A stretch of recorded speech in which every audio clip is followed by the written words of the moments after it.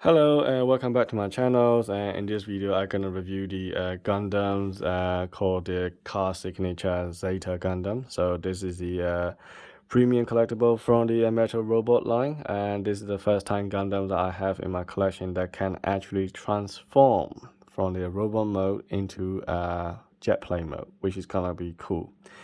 So that was the selling point. So I ordered it from the kubo.co.uk a long times ago for the pre-order, and then I got this one yesterday, and the first impression was that the box looks very different from the rest of the Gundam collection box. And then when I open the box, it looks very different inside as well. So it comes with a lot of accessory as usual. You have pairs of hands, a lightsaber, all kind of things with a gun, jetpack, the long rifle, as you can see on the stand. So it looks all good and promising, but when I pick up the figure looks very light. It's incredibly light, lighter than any other Gundam I have in my collection.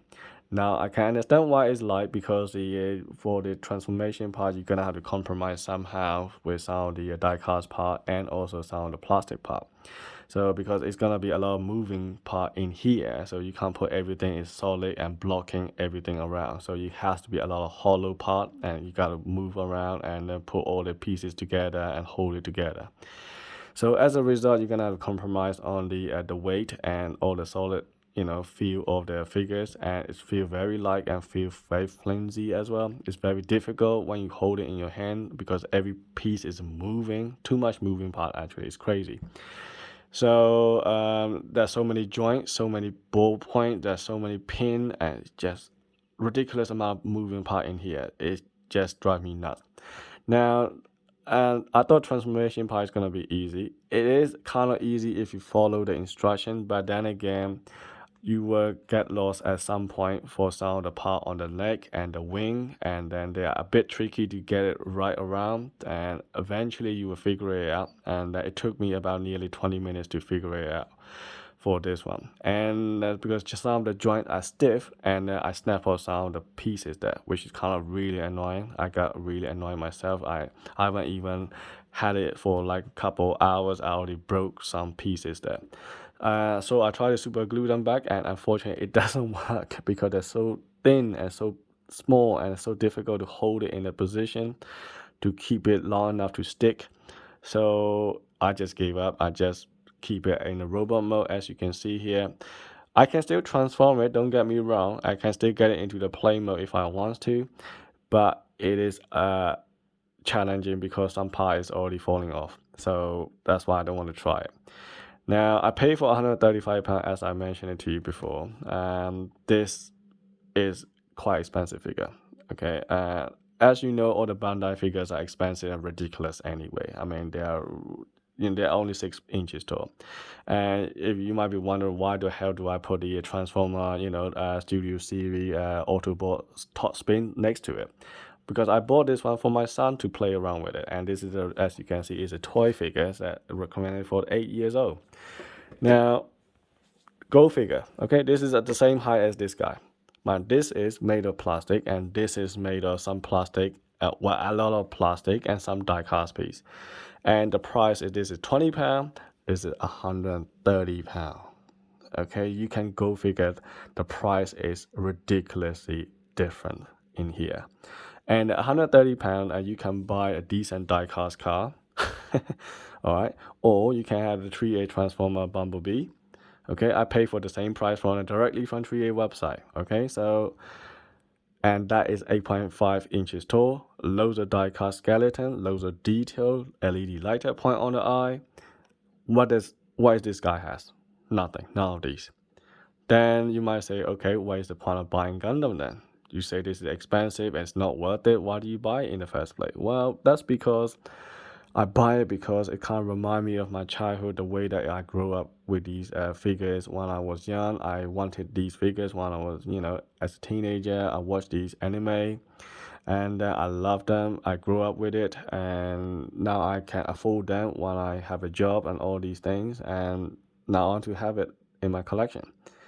But if you look at it in a business point of view, from it, this is definitely not worth the money at all, not even as little piece. Okay, but if you buy it because it will give you some kind of memories or something that is a sentimental feel of your past or whatever, then maybe this is kind of worth it. So depends, I guess. Okay, so I just want to have all the different type of Gundams in my collection. Doesn't mean that I like paying the money, that kind of money for it. So there we are. So I have quite a lot of Gundam figures already in my collection. Don't get me wrong. My cabinet is nearly full of, the whole shelf is full of the Gundam figures. But think twice before you get them, because some of the figures are nicer than the others, and some figures are, a pain, I guess. They're not easy to, live with. But if you just do it for one time, just leave it in the shelf and then that's it, then that's fine. But if you're gonna play around, move around, and then some figures are easier to do it than the others, and then it just kind of be a little bit hassle. Anyway, so this guy comes with this long rifle, and as you can see, and he has two handles, so you can do left or right. It doesn't matter whichever way you do. And then you get another handle underneath there. So the way it works is you can hold with one hand and you can hold with another hand and try to do the shooting pose. And also you got loads of pin and packs as well. So this is got shorter one in here for the back. And you also have a longer one underneath there to hold it from the back as well. So to keep it steady on your pose, because it's quite a long gun. So if you don't have all these connection on that, even though you're holding with two hands, it will eventually drape, and because it will become like this. So if you have all these pieces holding together, it will keep it always in that position that you keep it in the first place. And then you can also have loads of little die-cast landing gears on there as well, and you can attach it easily and to make it look like a plane. So this is the one that's gonna go under there. So here's the box. So the box looks very unique and different from the rest of the Gundam, as I mentioned it before. So this is the plane it's gonna look like. So the legs is on the top. You got long rifle underneath. You got chest piece here, and then you got gun here as well. Or you can have it hold it like this. This is a really cool pose. I really like this, but unfortunately it's quite long, so it doesn't really fit in my display cabinet with 4 other figures. So I decided to take this one out. And it has that weird shield. Now, I wouldn't call that as a shield. That just looks so small to me. It's not even gonna cover anything, I don't think. This is technically for the, to cover the face of the Gundams after you transform into a plane mode. So you can also keep it on the side as well if you want to. And that's pretty much it. So that's the box. Now let's look at the instruction. Instruction quite straightforward. It's not that difficult, but it's just a hassle of moving some of the pieces around. Now you can see that there's a gun can extend it if you want to. You can have the beam saber stored on your waist. Your thighs in that side panel, and then you got that extendable shield. You got the dynamic stands, and then you got the guns section, so you can have the gun to come out, and you can have a little short one or the longer one. Longer one is for the back. Okay, so this is for the going into the back, and the shorter one is going to the side, and so that is to keep the gun, to keep it more stable, I guess. And then you can do the transformation start from here. So this is how you're gonna go. So first you fold the antenna. You got 3 pieces, by the way. So you got one of them is folded one already. Another one is active one like this. You can actually fold it and spread it. And the one I fit it in there is actually fixed one. This is not foldable because that little piece keep on coming off. So I just put that one permanently. And then the next step is all you gotta do is after you put the head down, push it down, and then you put this whole chest part to go up like this, and then you squeeze the waist part to make it tiny area, and then you spread the arm, and that is easy part so far. There's nothing tricky here, but the tricky part is the leg. The leg has loads of die-cast piece here. This is the one that you're gonna have to twist and turn and move, and this part is really confusing. I couldn't figure it out, and At the end, I figured it out, of course, but I gave it to my wife to try it, and she didn't know how to do it either. So it's like looks very complicated here. It's just, what the hell is going on, you know? But at the end, we did it, and then the next step after the leg is this is the hardest part actually. After you figure this one out, all you got trying to do is you have the feet stay at the moment close together, and all you're trying to do is spread these legs out. That's all you're trying to do. Nothing tricky here. And then after you done that, the arm will goes face together, and then you just fold it down, okay? And then after you done it all, and then the next tricky part is the wing. The wing has loads of multiple joints here. This is the one that's gonna be tricky as well. You're gonna have to keep moving around until the arms here will wrap around with the wing together. And then at the end, it should look like this. So when you can see that you're already halfway there. So basically you can see the head and the wing is around it. The arm is behind the wing actually. And the leg is still down there, like a giant, like the one in the RoboCop movie, the big machine. I don't know what that guy is, the enemy. Anyway, it looks like that one. And what you're gonna do next is you cover with that ugly shield, the small shield, to cover the face in that little gap that you see. That's about it. And after you've done that, the next step is the leg. The leg is also a pain because you're gonna have to push it up and then try to keep it all flush and all sit together on that flat surface. And then you gotta fold it down and all kind of things like that. And that part you're gonna have to be careful how you're doing it, otherwise you could snap off some pieces in there as well. So be careful on that.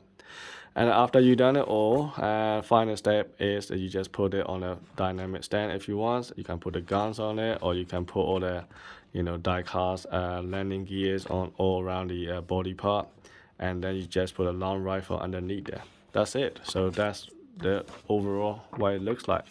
So transformation is not that tricky once you get used to it, but only the first time when you do it is kind of hassle, and mainly because of the joints are quite stiff, and even you transform the whole thing, it still doesn't feel quite right in your hand. It just still doesn't feel solid. Whatever you touch is everything is moving. There are loads of gap and hollow parts. So it's kind of annoying, to be honest. Anyway, after you transform it, it looks okay, but I prefer the robot mode actually. So I'll always keep this in a robot mode than an actual play mode. So we see how the Wing Zero looks like, but for these figures, I think robot mode is better than the play mode.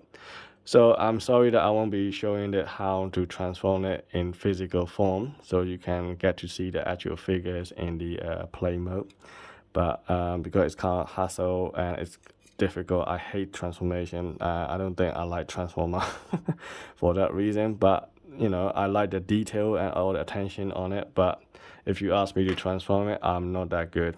And then not jesting, the Prime versus Prime, and that guy, he's also a UK-based reviewer. And he does a lot of Transformer. I mean, you should check it out on his website as well, on his channel. He's really good. He got loads of subscribers. And very successful, by the way. He's specialized in Transformer, and he will show you how to transform every single video. And he's so good. I mean, I'm not anywhere near that guy, but anyway. But everyone has different. So anyway, so this is my figures that in close up. You can see that paint jobs and all the colors looks good. The eyes and everything looks amazing, and that's the good thing about Bandai. So this chest part can actually come off, and you can see that, and you can push the head down. And because of a lot of transformation part, as I was mentioning to you before, a lot of hollow parts and loads of open plastic and not a lot of die cast, as you can see here. As a result, this figure is very light. Okay, so that's the main reason. And then once you can do all this thing, you push it up, put the head down, and then you just bring the arm into from there to there. So basically your arm was sitting like this, and you just fold it like that. And then the wing will wrap around the arm as well. So that's the end. And then you have the little panel on the side, and this is where you keep your beam saber attachment in there, which is nice. And they can all store the beam saber somewhere. Okay, so and also you got little additional gun that you can take it out. You can actually fold it and then you can open this as well. So I'm telling you that there are quite a lot of opening and moving part in this figure. It's ridiculous. Even the gun has an extension part, so you can see you can keep it shorter or you can keep it longer. It's ridiculous. And then you have additional piece here to make it looks more wider on this side, and you can put a shield on the other side, or you can swap it around. Either way is fine. Some Gundam figures are a bit tricky because they don't allow you to swap around and they have to be in particular hand, but in this figure you can move either way. It doesn't matter at all. And the tricky part is down here. This is where there are a lot of die casts and a lot of pieces that I was talking about. This is where the tricky part of transformation and moving down here. Okay, so you got to be careful with this piece. You have to take it out sometime, but they are ball jointed, so you can actually put it back in easily. The wing can articulate as well. You can fold it, you can make it a bit smaller if you want to, or you can just bring it up into a full wing play mode style. And then these pieces can actually move as well, and then so you can put this little hole here, and that's where the rifle will attach in the back to keep it stronger position. So that's another thing. And then the leg is quite big, and all the feet can actually fold and tan as well. So this is another cool things here. So that's really nice features. And then if you look in the back, you got a jack pad, and these things you can actually bring it down. I like this little jack pad here on the feet, and you can actually bring it up. And you got a few die casts on the knee joint as well. And apart from that, and a little bit on the arm, apart from all this stuff, and that's about it. That's all the die cast piece in this figure. So to compensate that, they try to put die cast piece on these landing gears on the gun, which is kind of, I suppose it's a nice touch, but you don't really have to. You can stick with it just normal plastic piece anyway. But they try to compensate lack of die cast on the figures with these things. And to me, it's a pointless, but okay, never mind. So there we are. I hope you find this video helpful. If it's not helpful, I'm sorry. I can't actually do more than that. This is my own figures, and I don't want to break it. I just keep it in the robot mode permanently. I'm not going to transform it ever into the play mode again. So there we are. Hopefully the other figures I get, the Wing Zero is easier to transform, that I can keep on transforming on the video as well. So anyway, so thanks for watching, and see you in the next video. Cheers.